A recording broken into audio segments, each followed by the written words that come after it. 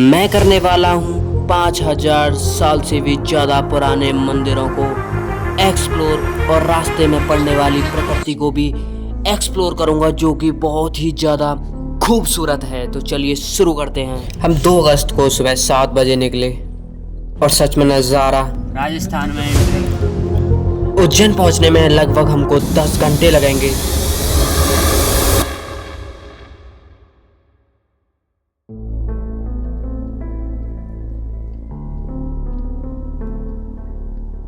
ये सच में बहुत कमाल था। इसने सच में बताऊं तो मन को बिल्कुल मोह लिया था, क्योंकि ये पहाड़ के नीचे से पूरी टनल जा रही थी, बहुत ही लंबी, लगभग 2 से 3 किलोमीटर की टनल थी। भाई मैं यहीं पे आप सबका टाइम वेस्ट नहीं करना चाहता, तो चलिए चलते हैं आगे। बारिश ने सब कुछ और ज़्यादा खूबसूरत बना दिया था। मुझे बताओ आपको ये नज़ारा सच में कैसा लग रहा है? ओ भाई प्रीमियम। भाई मैं गारंटी से कह रहा हूँ भाई, इस ब्लॉग में आपको सच में ना इतना मजा आने वाला है कि आपको कभी नहीं आया होगा। और हम सब हो चुके हैं तैयार। कृष्णा भी हो चुका है और अब हम जाएंगे। हम आ चुके हैं महाकालेश्वर मंदिर उज्जैन में। महाकालेश्वर मंदिर भारत के 12 ज्योतिर्लिंगों में से एक है। भाई हम लोग मंदिर में आ चुके हैं। सच में यहाँ पे बहुत ही ज़्यादा भीड़ है, लगभग इतनी भीड़ है कि 1 घंटा लग जाएगा हमें दर्शन करने में।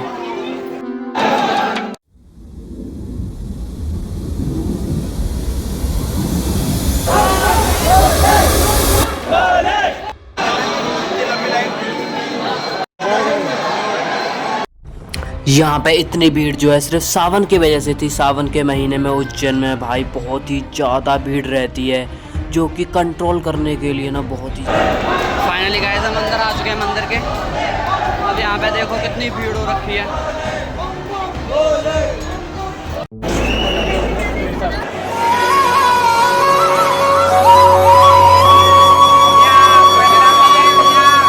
अब हम महाकालेश्वर मंदिर से बाहर निकल चुके थे, जहाँ पे लिखा था श्री अनादिकालेश्वर महादेव मंदिर। अब मैं यहाँ का आपको पूरा बाहर का नज़ारा दिखाता हूँ, यहाँ पे कैसा है। यहाँ पे ये गंगा नदी है जो निकल रही है। क्या ये सच में गंगा नदी है? अरे नहीं, मुझे पता नहीं, लेकिन यहाँ का नज़ारा बहुत ही शानदार था। सच में ये भगवान की नगरी ही होनी चाहिए थी उज्जैन। फिर हम पूरा उज्जैन घूमने के लिए निकल पड़े। घूमेंगे पूरे उज्जैन में भाई के साथ। भाई लेके जा रहे हैं हमें। पहले हम कहाँ पे जाएंगे भाई? अभी हम पहले काल भैरव जाएंगे। ये है उज्जैन की सबसे बड़ी जेल। कोई भी कुछ क्राइम करोगे भाई यहीं पे दबा दिए जाओगे। महाकालेश्वर के बाद हम पहुंचे काल भैरव के मंदिर में।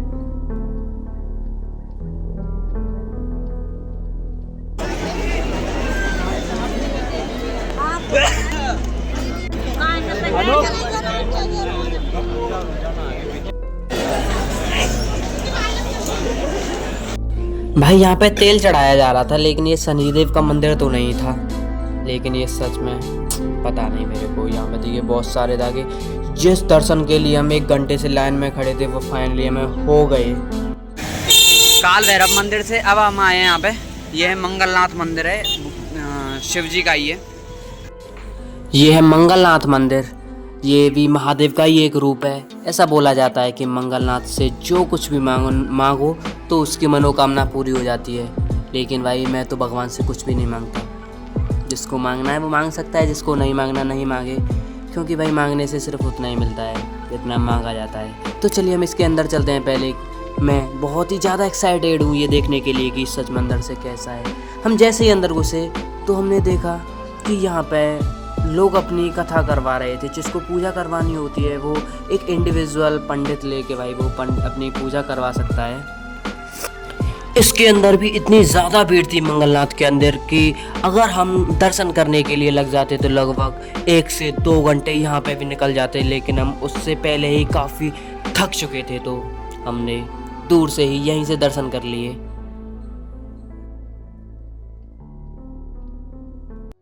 अब हम सांदीपनि मंदिर के लिए निकल चुके थे। रास्ते में बहुत ही ज़्यादा जाम लग रहा था। मैं आपको बता दूं, सांदीपनि का आश्रम ये वो आश्रम है जहाँ पे भगवान श्री कृष्ण और बलराम ने शिक्षा प्राप्त करी थी, आज से लगभग 5000 साल पहले। ये अब तक की सबसे ज्यादा खूबसूरत जगह थी जो कि पूरे उज्जैन में सुबह से हम घूम रहे थे। यहाँ तक कि महाकालेश्वर मंदिर से भी ज़्यादा खूबसूरत थी, क्योंकि हम मथुरा से हैं तो हमें कृष्ण ही ज़्यादा पसंद आते हैं। सांदीपनि आश्रम में इतनी खूबसूरत जगह थी कि मैं आपको शब्दों में बयां नहीं कर सकता। ये भी सच में यहाँ पे जो पेंटिंग है ना, सच में बहुत ही ज़्यादा खूबसूरत थी कृष्ण की, जहाँ वो शिक्षा प्राप्त करते हुए दर्शाए गए हैं। सच में यहाँ की सारी दीवारें देखो जहाँ पे कृष्ण, ओ माय गॉड, मैं सच में बोलूँ तो शब्दों में बयां भी नहीं कर पा रहा हूँ, बस आप अपनी आंखों से देख सकते हो। क्या इससे भी ज़्यादा खूबसूरत कुछ होता है क्या? चलो मेरी नहीं, अब खुद अपनी नज़रों से भी देख लो। ओ नहीं, ये सच में शानदार है। यहाँ सच में मुझे पागल कर दिया यहाँ की पेंटिंग्स ने। ओह माय गॉड, ये देखिए सच में यहाँ की छत वाली दीवारें भी, भाई मैं बयां भी नहीं कर पा रहा हूँ, सच में बहुत शानदार था। ये हैं कृष्ण द्वारा सीखी गई 64 कलाएं। तो देखिए इनको यहाँ पे चित्र के रूप में दर्शाया गया है। मैं सारे चीज़ों को दिखाऊंगा यहाँ पे। 64 आर्ट।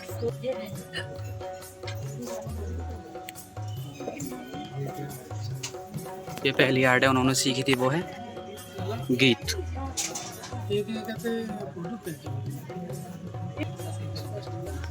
सांदीपनि के आश्रम में कृष्ण द्वारा 64 कलाएं जो कृष्ण ने सीखी थी सबको पिक्चर्स फॉर्म में दर्शाया था। हमने 64 के 64 पिक्चर्स को वीडियो में नहीं दिखा सकता क्योंकि वीडियो बहुत ही ज़्यादा लेंथी हो जाएगी। अगर आप चाहो तो मैं उन सारी पिक्चर्स को अगली वीडियो में इंडिविजुअल दे सकता हूँ, बिल्कुल अलग, जिसमें सिर्फ वही होंगी। तो चलिए इसको यहाँ से स्किप करते हैं।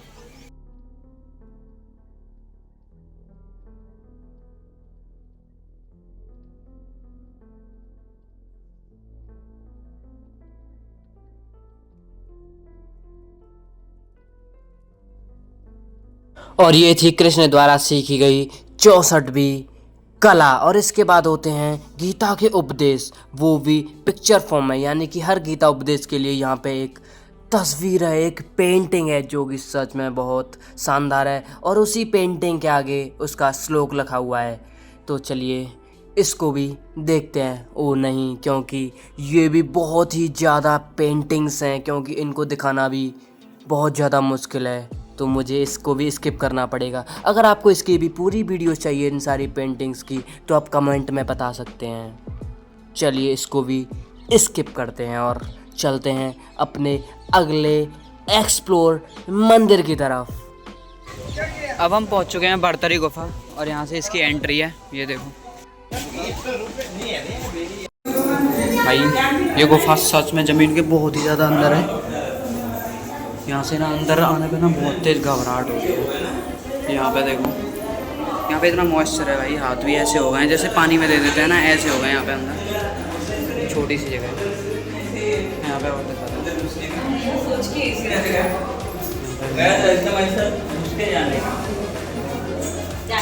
इसमें नीचे आने का रास्ता इतना छोटा था कि लोगों को आने में ना घबराहट होने लगती थी।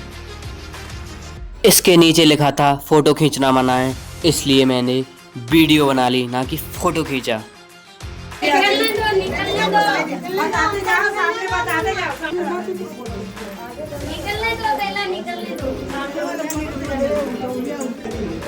अरे उधर से रुक जाए ना।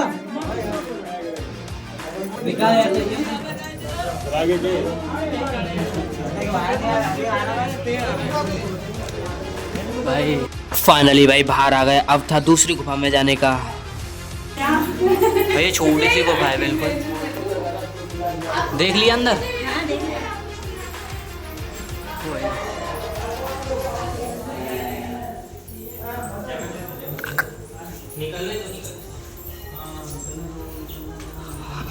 एक ही जाने आए, दो जाने आए। उसके अगले दिन हम निकले ओमकारेश्वर मंदिर के लिए। बट रास्ते में बहुत ही ज़्यादा मज़ा आ रहा था क्योंकि यहाँ पे सिर्फ पहाड़ थे, मोड़ थे और यहाँ पे ना पूरी तरह से प्रकृति खुश थी, मुस्कुरा रही थी। ओह माय गॉड, ये सच में बहुत ही शानदार नज़ारे थे जो मैंने देखे। यहाँ पे पहाड़ थे, आय हाय।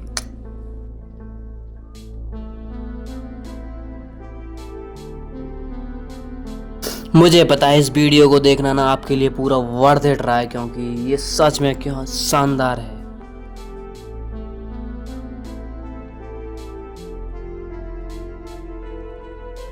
हम सिर्फ यही सोच रहे थे कि इन रोड को पहाड़ में बनाना कितना मुश्किल रहा होगा। ये है नर्मदा नदी। ओ भाई सच में बहुत बढ़िया।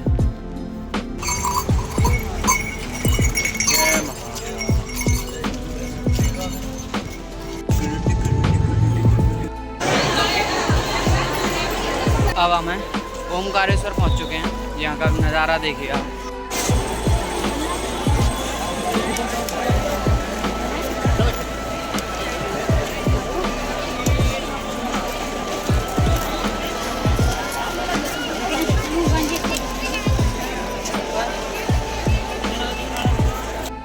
भाई बिल्कुल महाकालेश्वर और काल भैरव से भी ज़्यादा भीड़ है यहाँ पे, और इतना लंबा रास्ता है।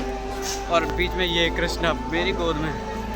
कृष्णा देखियो भाई, इसको कुछ फर्क नहीं पड़ता यार, बिल्कुल पैदल भी नहीं चल रहा है, ये थकाए दे रहा है।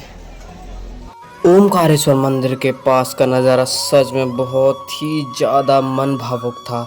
यहाँ पे देखिए, यहाँ से नर्मदा नदी उसके मंदिर के सामने से जस्ट आगे होके निकल रही थी, और यहाँ का ये पूरा व्यू था।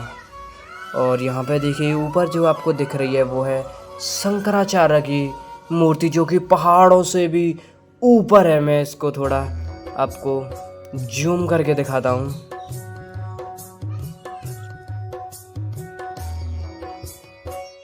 भाई मंदिर की शुरुआत भी नहीं हुई थी कि इतनी लंबी लाइन लग रही थी कि मैं बता भी नहीं सकता।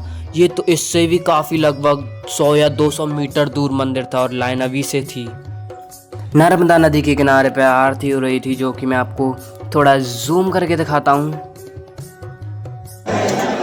सच में बहुत भीड़ है भाई।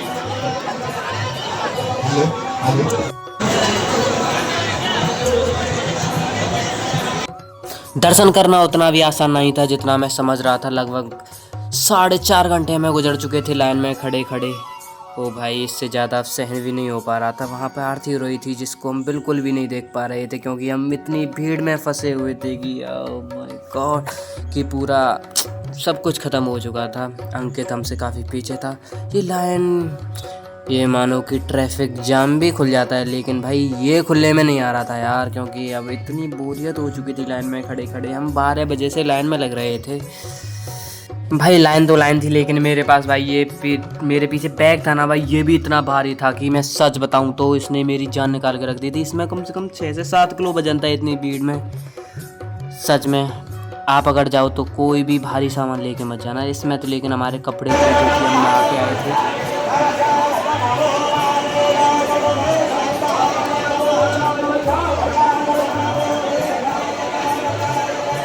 6.5 घंटे लगने के बाद फाइनली हम मंदिर में अंदर जा चुके थे। भाई सच में सुकून का पल था ये 6.5 घंटे। मैं आपको बयां नहीं कर सकता कैसे गुजरे थे हमारे। हर महादेव, हर हर महादेव। लेकिन आगे चल के ये रास्ता है, सच में इसमें बहुत घुटन हो रही थी। छोटी सी जगह थी लेकिन भीड़ बहुत ही ज़्यादा थी।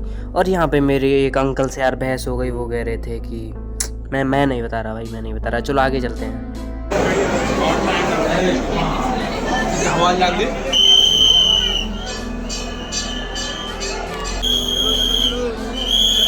ले दर्शन हो चुके हैं, क्योंकि सच में इतनी ज़्यादा भीड़ थी।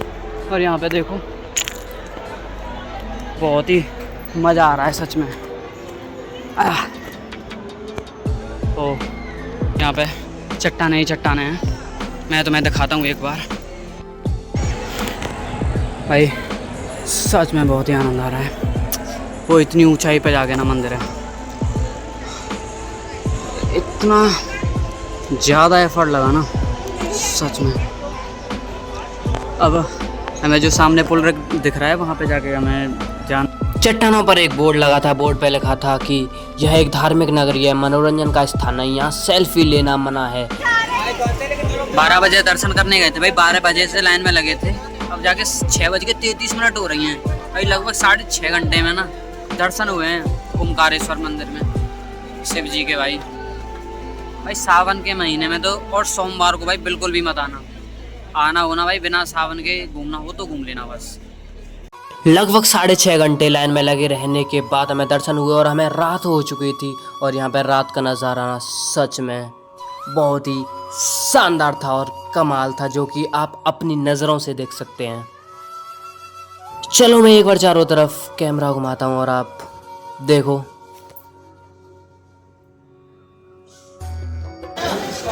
भाई सच बताऊँ इतनी थकान हो चुकी है, ऐसा लग रहा है बेहोश हो जाऊँ ना, कोई उठा के बस मुझे ऑटो तक और गाड़ी तक पहुँचा दे बस। भाई यहाँ पे मार्केट लग रही है और मार्केट में ना बस लेडीज़ और बच्चों का ही सामान है। इनको पता है कि आदमी तो समझदार होता है, लेगा ही नहीं भाई।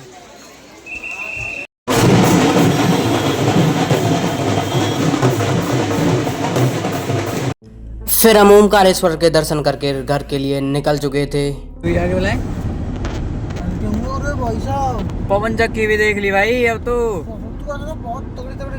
हाय गाइस, और इस वीडियो को करते हैं ख़त्म, क्योंकि ये अब ज़्यादा लेंथी हो सकती है इससे आगे बनाना मुझे, लेकिन विश्वास है कि आपको बहुत ही ज़्यादा मज़ा आया होगा और आप बिल्कुल भी बोर नहीं हुए थे। चलिए इसको करते हैं एग्जिट।